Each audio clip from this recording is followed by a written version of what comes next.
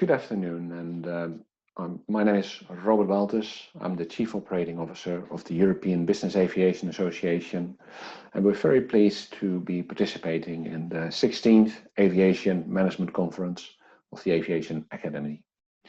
As a lot of people probably said, it would have been great to see and meet you all in person and have the ability to network afterwards, but we hope by showing you some of the things of how business aviation has perceived COVID and the consequences, but also the opportunities, hopefully at the end of it. We can fill you in and look forward to engaging in a discussion at a later stage. But let's start. What is business aviation? What are we talking about? You're all eager, young, and think about, okay, aviation, commercial aviation, you know the KLMs and the EasyJets, etc. But business aviation, who are we? What do we do? And how does it work? Well, the most important thing to consider with business aviation is it gives you the ability to fly on your own agenda, your own timing, your own aircraft, and because you take care of the whole flight, your own passenger list. So you decide who's on board of your aircraft and takes you where you want to go. The easiest way of looking at it is compare a bus versus a taxi. The bus will run a fixed schedule and will pick up people along the way, similar to an airline.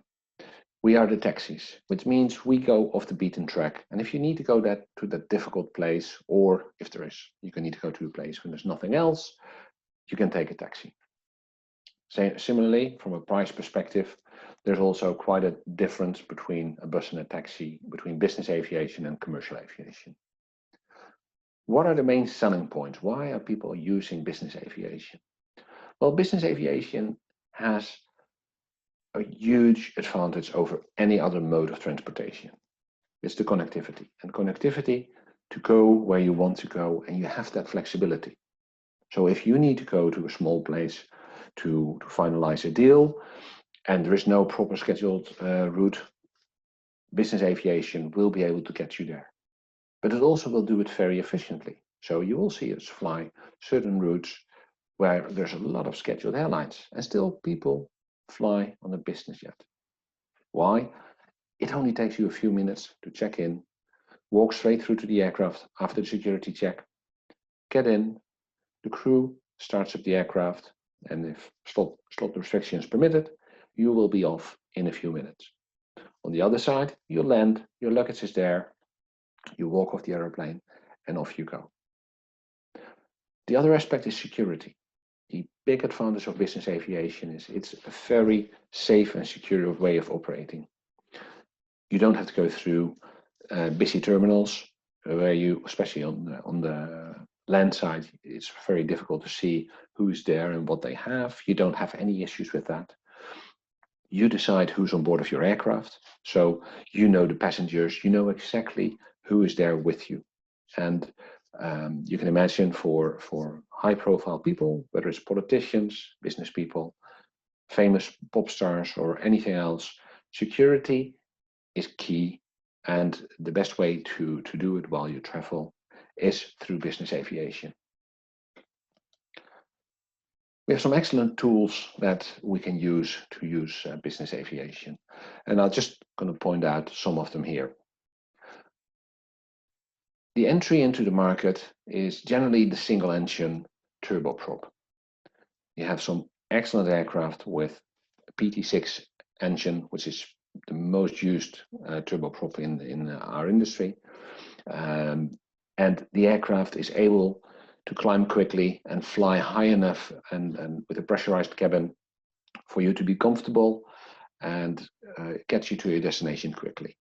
These aircraft, as well as the twin engine turboprops next to it, which is the bigger version of the single engine one, can fly you most of Europe comfortably. The further you fly, the more efficient it is to use an aircraft with a jet engine.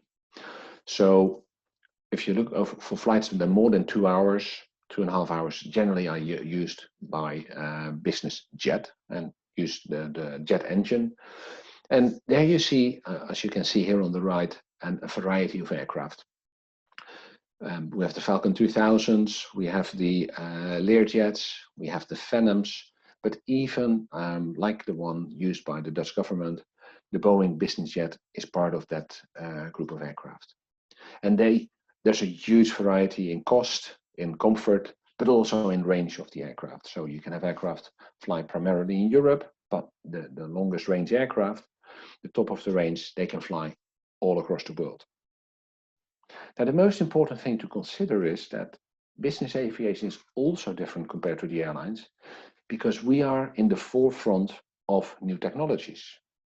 We've seen it with the Boeing 737 MAX. One of the reasons there's hardly any changes to aircraft that are already on the market is that airlines prefer to stay with current technology. That way, the pilot who's trained for a 737 Classic or an NG and now the MAX were supposed to be all in the same group. Within business aviation, it's almost the other way around. There is hardly any operator, except for a few of the larger ones, who have a large fleet of aircraft, which means our aircraft generally have the latest technology. So if you look at head-up displays, business aviation was the first. If you look at the adaptation for LPV approaches and other satellite guided approaches, business aviation leads the way. And we can do that because it's so much easier to introduce another aircraft with more technology into your fleet than for a large airline where they would have to retrain the whole fleet. So these are the tools we are using within business aviation. So again, flexibility, efficiency, and security are the main reasons people use business aviation, and these are the main tools. I already mentioned connectivity. And to put it in perspective, we put some numbers together here. If we look at the number of airports that are used by the airlines, and we go through Europe, some larger, smaller, we end up with about 500. So if you then look at where we are by the airports used by business aviation, and we go up to 1,400. So we have about 900 extra airports you can fly into. Now, in places like Amsterdam, where we are following this seminar today, obviously now Lelystad is an alternative. But for a place like Paris, Le Bourget, just next to Charles de Gaulle, is the exclusive business aviation airport. And it gives the travelers much more flexibility. Rather than having to go to Charles de Gaulle, they can fly into Le Bourget. And it's the same for numerous places around Europe. If you want to go to, let's say, Maastricht in the Netherlands, there is no proper scheduled service, but it's available for business aviation. So if you need to go to, whether it's TIFAF, the art fair, or you need to go there for the chemical plant, which is next to it, business aviation is a viable alternative. On the right, we can show you all the different airports that are either airlines, BizAv, or BizAv only airports. And you can see there's a huge flexibility in between them. So how do we do it? Well, we cover a number of areas. We have commercial flights, which is on a commercial ASC similar to an aircraft. And you, as a potential user, can rent a full aircraft using one of these operations. They have a full commercial AOC, similar to the large airlines, and you can rent the aircraft for one flight, multiple flights, etc. The other option is if you're a corporate, you can do private flights as well, or a private individual. And corporate flights is where you see large companies who have their own flight department. Can be extremely efficient. If you do more than 300-400 hours per annum, is the rule of thumb. You will see that people can use corporate aviation. Lastly is an in-between where you see the private flights or the fractional ownership flights. Those are flights where you can buy part of an airplane, or you can buy the full aircraft yourself and you can fly it yourself. But in general, business aviation, the charter operators, sells flights. not seats. To put it in perspective, if you look at the size, 7% of all the IFR flights in Europe that take place are business aviation flights. As mentioned before, we have a huge diversity of aircraft types. So you can find an aircraft close to your mission. So you can take a small single engine PC-12, or you can go all the way up to some corporate 747s which are flying around as well. However, the majority is more on the lower side, so there's plenty of PC-12s, citation jets and things like it, and to a lesser extent the larger aircraft following up on that. We're also a very strange industry in the fact that there's a lot of relatively small companies. So companies that operate 2 or even less aircraft. So we fall in the category small and medium enterprises from that perspective. Now, who are we? Who am I representing? Well, the EBAA, the association, is there to enable responsible, sustainable growth for business aviation, to enhance connectivity and create opportunity for our members. We have about 700 members, 90% of them are based in Europe, and we have about 150 operators among those 700. And if we add up all the different aircraft they have, we represent about 1,000 aircraft throughout Europe. We've been around for 41 years, and if people look into our history, we have been founded in the Netherlands. Actually, at the time, the Philips Corporation was one of the founding members out of Eindhoven, and they were the ones who were actively participating in the startup of who we are. So who we are, we look after the entire business aviation ecosystem. And what do we mean with that? Well, we look after every actor, which means all the different airports, service providers, insurance companies, maintenance companies, training organizations, and operators are all represented within the EBAA. So we have members who might be supplying fuel to the commercial airlines, but also specific to us. But the majority of our members are people who are looking after our ecosystem. And how big is the market? What are we looking after? Well, we had some research done on that a few years ago.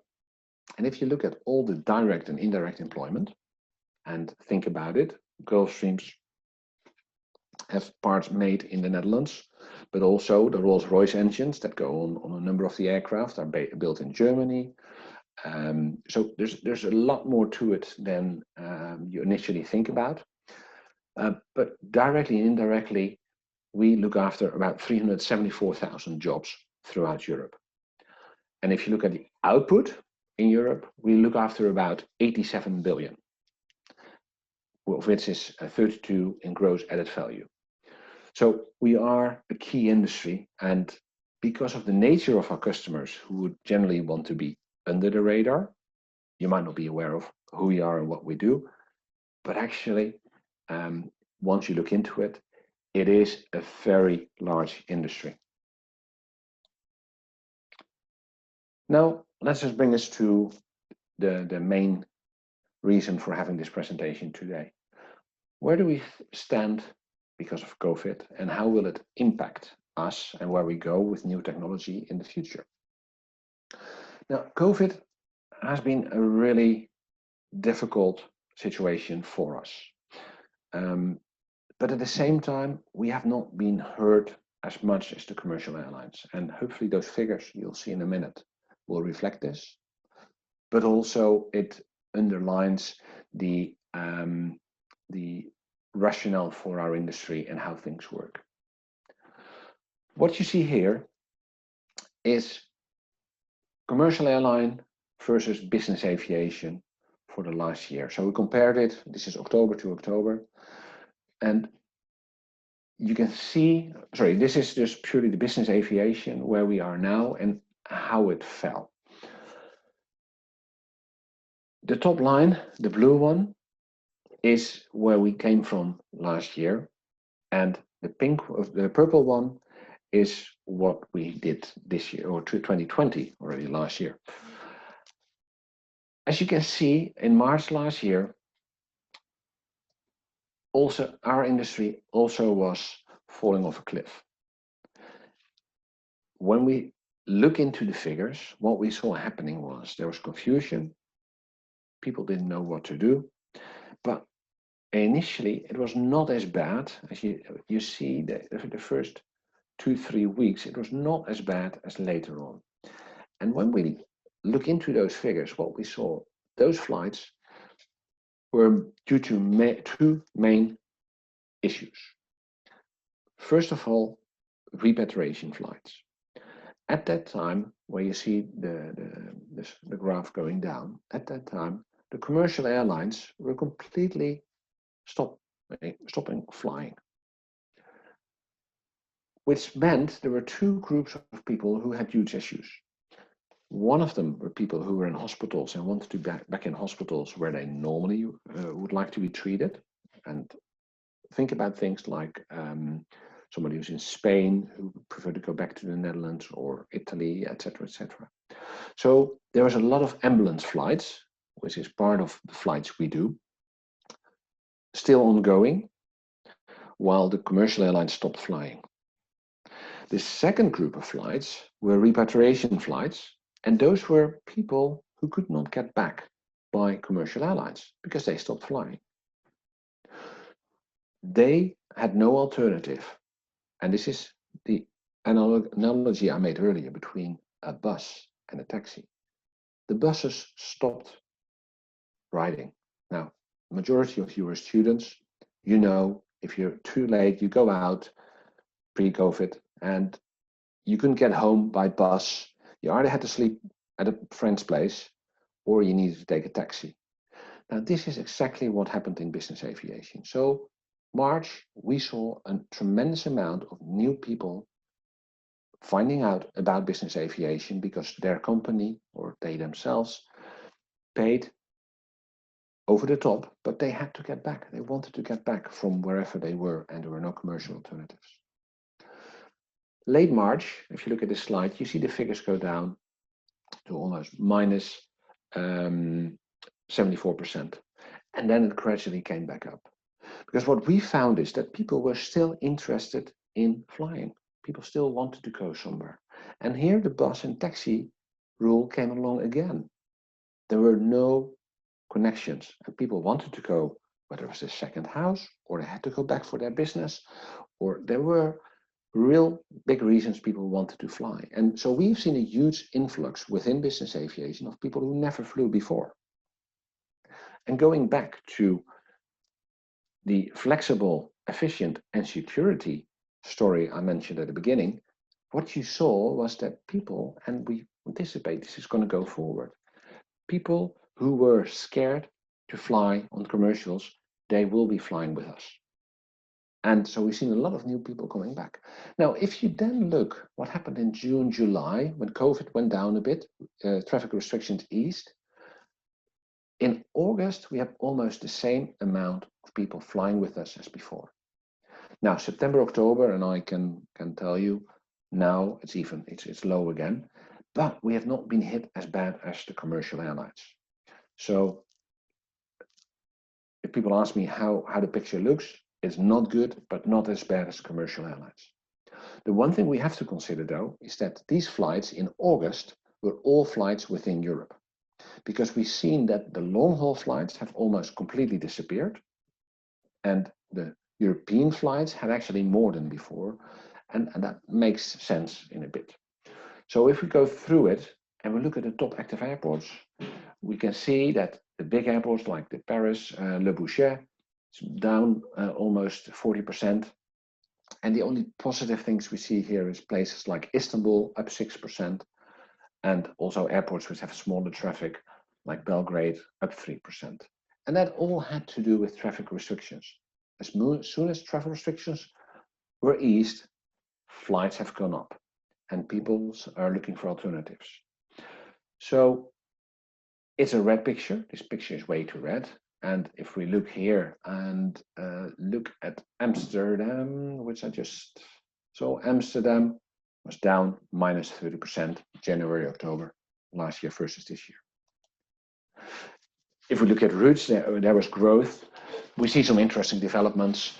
We see some really strange ones, like internal ones from Milano to Olbia, from Istanbul to Dalaman, from Belgrade to Tivat.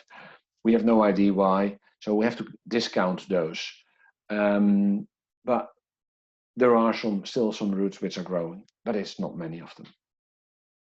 The Moscow to Riga is actually, it's less exciting than it sounds. It's purely because European aircraft are not allowed to stay too long in Moscow.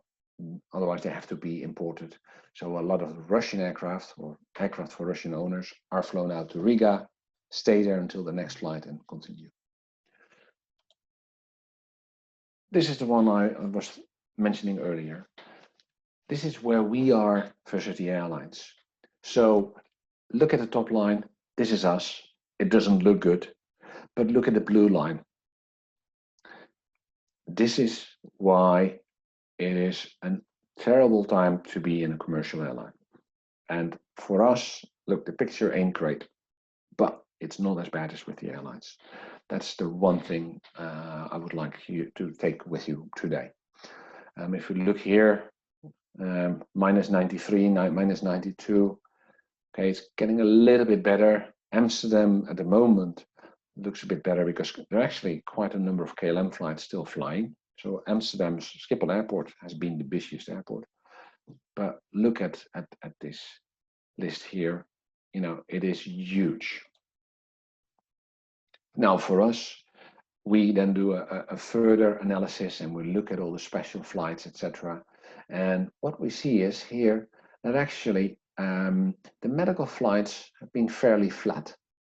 So that is okay. In the beginning, there was some kind of dip. But we see the commercial flights actually came back. And that is really good for us because, like I mentioned earlier, for us, those were primarily new people entering the market. Why? Well, you should know by now, the three main thing is flexibility, efficiency, and security.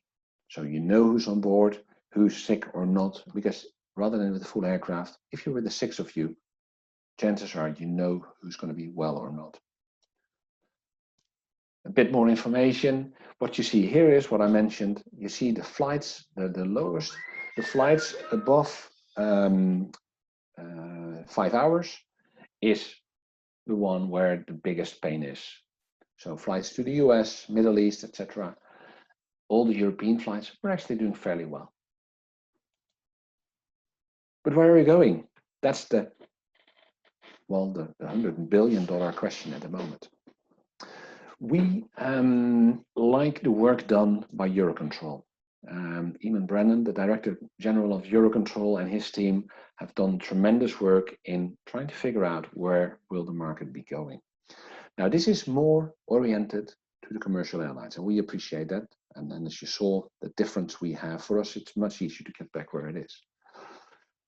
And there's 3 scenarios here. Scenario 2021 is the blue one, 2022 is the black one, and the yellow one is scenario 3, no vaccine. Now, fortunately, the no vaccine or the vaccine not effective seems to be not applicable. So we are in the blue scenario, but we're still having this 3rd wave happening now. So it will remain an extremely tough time. And it's all about levels of public confidence. That is, where are we going? Where are we now? How will it work? So we go back. Business aviation post-COVID. Where are we going? How will it work, etc. Well, we have the abilities to fly, as mentioned here, but the main selling point, the flexibility, efficiency, security, business aviation will be the one that will lead the recovery. We will be flying to those small places. We already have the security procedures in place. You know who the passengers are. You go through small terminals, etc., etc. So we're fortunate. So business aviation will lead the case. Now, the interesting bit, what will we be using going forward? And this is something, there are other people who are probably better positioned to answer this. But so far, I've showed you all the old metal, all the aluminium tubes that fly people from A to B. And the next 10, 20 years, that will remain the main thing. However, we're not blind, and we know that the technology will change. You will see all these things start to take off. Now, of all the companies that are starting, we think that 95, 98% will fail. But 2%, 3%, we don't know exactly how much, they will corner a new market. Now, whether we want to have drones flying over the city centers or not is a social discussion that each country will need to have. But there is definitely a place for a new kind of business aviation. So we see that business aviation by nature will change. Technology-wise, we are already always ahead. So we are the logical party to start introducing new technologies like the ones you see here. With or without pilot, we don't know, but we're established to deal with both of them. Electric or non-electric, that's a huge discussion. And we have now sustainable alternative fuels as an interim, but it's an interim. And will it be hydrogen? Will we have the batteries to fly further than an hour and a half? We don't know. So it's an extremely interesting and extremely fun time to be in this industry because so much will change. COVID changed travel habits. It will change the number of airline companies that will be around, but also it will be a catalyst because it hasn't stopped the regulators to push for a new green agenda, which makes sense. But then we need new tools. So this is just the beginning. So if we can make a prediction from an EBAA perspective, then we can say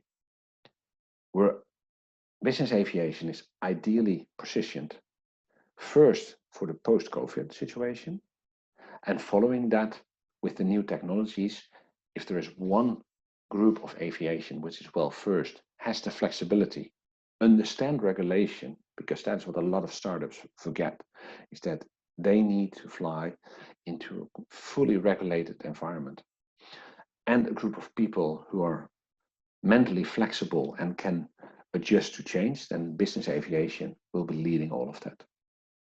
With that, and with the plenty of topics which there are to further discuss, I would like to leave it as it is. I would like to thank you for your attention. The organizers will have our contact details. We hope to see you at a later stage at a perfect face-to-face event, and otherwise look forward to see you in the industry. Again, thank you very much for your attention.